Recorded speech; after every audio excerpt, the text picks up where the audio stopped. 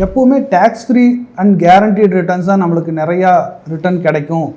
Tax pay பண்ணக்கூடிய non guaranteed returns வந்து capital gains டேக்ஸும் அதிகமாக இருக்கும். ரிட்டர்ன் வந்தாலும் டேக்ஸ் எடுத்துகிட்டு போயிடும் அப்படிங்கிற பயம் நிறைய பேருக்கு இருக்கும். இன்றைக்கி அதனோட டிஃப்ரென்ஸ் என்னங்கிறத நம்ம தெளிவாக பார்க்கலாம். ஃபார் எக்ஸாம்பிள், ஒருத்தர் வந்து எஸ்ஐபி 5000 ரூபா அடுத்த 15 வருஷத்துக்கு மாதம் 5000 ரூபா இன்வெஸ்ட் பண்ணார்னா ஒரு டோட்டலாக 9 லட்ச ரூபா இன்வெஸ்ட் பண்ணியிருப்பார்.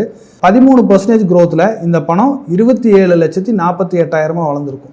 இதே அமௌண்ட்டை அவர் வந்து ஒரு பிபிஎஃப் இல்லாட்டி சுகன்யா சம்ருதி திட்டம் இந்த மாதிரி ஏதாவது ஒன்றில் ஒரு 15 வருஷம் கன்டினியூ பண்ணி இன்வெஸ்ட் பண்ணிட்டு இருந்தாருன்னா அவர் அதே 9 லட்சம் தான் அங்கேயே இன்வெஸ்ட் பண்ணியிருப்பாரு. அங்கே அரௌண்ட் 8% ரிட்டர்னில் அவருக்கு கிடைக்கக்கூடிய ரிட்டர்ன் வந்து 17,30,000. ஆனால் டேக்ஸ் ஃப்ரீ ரிட்டர்னாக இருக்கும். இப்போ இந்த இடத்துல இவங்க ஒரு கேபிட்டல் கெயின் டேக்ஸ் இவருக்கு என்ன இருக்கும் இந்த 27 லட்சத்துக்குன்னா, இன்னைக்கு இருக்கக்கூடிய டேக்ஸ் ஸ்ட்ரக்சர் படி ஃபைனான்ஷியல் இயரில் நீங்கள் வெளியே எடுக்கக்கூடிய கேபிட்டல் கெயினுக்கு 1.25 லட்ச ரூபாய்க்கு டேக்ஸ் ஃப்ரீயாக நீங்கள் வித்ட்ரா பண்ணிக்கலாம். மீதி இருக்கக்கூடிய கேபிட்டல் கெயினுக்கு தான் உங்களுக்கு டாக்ஸ் வரும். இந்த 27 லட்சத்துல அவருக்கு 9 லட்சம் ரூபாய் வந்து கேபிட்டல். ஸோ மீதி 18,48,000 தான் அவருக்கு கிடைச்சிருக்கக்கூடிய கேபிட்டல் கெயின். இந்த கேபிட்டல் கெயின்லையும் ஃபர்ஸ்ட் இயர்ல அவர் 1.25 லட்சம் ரூபாய் அவர் வெளியே எடுக்கக்கூடிய வருஷத்துல டாக்ஸ் ஃப்ரீயா எடுத்துக்குவார். மீதி இருக்கக்கூடிய 17,23,000 தான் அவருக்கு 12% கரண்ட் டாக்ஸ் ஸ்ட்ரக்சர்ல கேபிட்டல் கெயின் டாக்ஸ் வரும். அதாவது அரௌண்ட் 2,15,000 அவருக்கு கேபிட்டல் கெயின் டாக்ஸ்.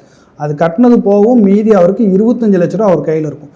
இதில் இன்னொரு விஷயம் என்ன பண்ணலாம் அப்படின்னா, நீங்கள் 15 வருஷம் இன்வெஸ்ட் பண்ணும்போது உங்களால் ஒரு 4-5 வருஷம் வந்து கேபிட்டலை டேக்ஸ் ஹார்வெஸ்டிங் அப்படிங்கிற ஒரு ஆப்ஷன் யூஸ் பண்ணி ப்ராஃபிட்டை கேபிட்டலாக கன்வெர்ட் பண்ணிக்க முடியும். அப்படி பண்ணும்போது உங்களுக்கு இன்னும் இந்த டேக்ஸ் வந்து குறையறதுக்கான வாய்ப்பு நிறையா இருக்குது. டேக்ஸ் ஹார்வெஸ்டிங் நீங்கள் பண்ணலைன்னா கூட உங்களுக்கு வந்து இந்த அமௌண்ட் வந்து ஆல்மோஸ்ட் 25 லட்ச ரூபா மினிமம் கிடைக்கிறதுக்கான வாய்ப்பு இருக்குது. ஸோ எப்போவுமே எந்த ஒரு முதலீட்லையும் நம்ம டேக்ஸ் பே பண்ணுறது தவறான விஷயம் கிடையாது. டேக்ஸ் பே பண்ணாலும் நம்மளுக்கு எக்ஸஸ் ரிட்டர்ன் ஜென்ரேட் ஆகுதுன்னா அந்த டேக்ஸை நம்ம நல்ல விதத்துக்காக பே பண்ணிக்கலாம்.